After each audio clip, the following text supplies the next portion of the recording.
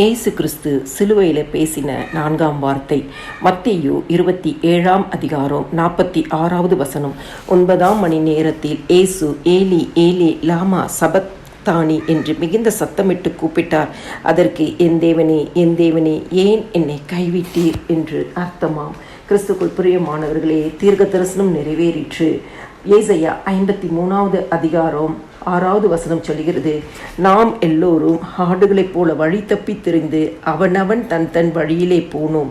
கர்த்தரோ நம் எல்லாருடைய அக்கிரமத்தையும் அவர் மேல் விழ பண்ணினார். ஆண்டவராகிய இயேசு கிறிஸ்து நம்மளுடைய பாவங்களை சுமந்தது நிமித்தமாய் ஆண்டவராகிய இயேசு கிறிஸ்துக்கு பிதாவின் முகம் மறைக்கப்பட்டதாய் இருக்கிறது.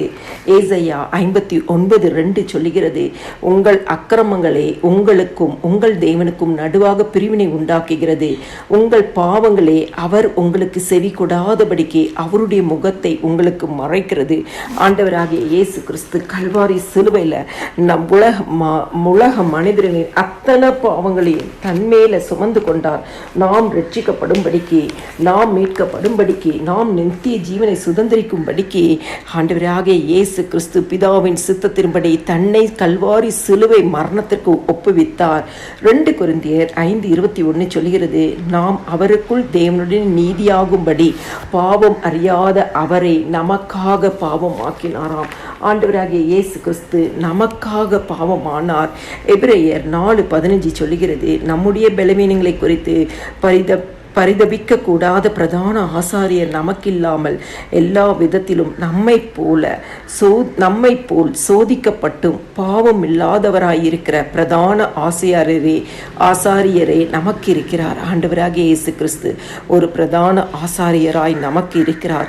கல்வாரின் பாடுகளை அனுபவித்த ஆண்டவராகிய இயேசு கிறிஸ்து நம்மளுடைய உபத்திரவங்கள், பாடுகள், வேதனைகள், கண்ணீர்கள், அவமானங்கள், நிந்தைகள் எல்லாவற்றையும் அறிந்திருக்கிற இயேசு கிறிஸ்து நமக்காக இன்றும் பரிந்து பேசி கொண்டிருக்கிறார். நம்மை ரட்சித்த இயேசு கிறிஸ்து, நம்மை பாவத்திலிருந்து மீட்டெடுத்த இயேசு கிறிஸ்து, நம்மை அபிஷேகித்த இயேசு கிறிஸ்து, நம்மளுடைய உள்ளந்திரியங்களையும் நம்மளுடைய இருதயங்களையும் ஆராய்ந்து அறிந்திருக்கிற இயேசு கிறிஸ்து நமக்காக இன்றும் பரிந்து பேசி கொண்டிருக்கிறார்.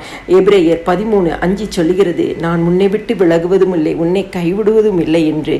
ஆண்டவராகிய இயேசு கிறிஸ்துவின் மரணத்தினாலே இன்னைக்கு ஆண்டவராகிய இயேசு கிறிஸ்து நம்மை விட்டு விலகாதபடிக்கும் நம்மளை கைவிடாதபடிக்கோ வாக்குத்தத்தத்தை தந்திருக்கிறார். வாக்குத்தத்தம் பண்ணினவர் உண்மை உள்ளவர். எல்லா துதியும் கனமும் மகிமையும் ஸ்தோத்திரமும் என் ஆண்டவராகிய இயேசு கிறிஸ்து ஒருவருக்கே செலுத்துகிறேன். ஆமேன்.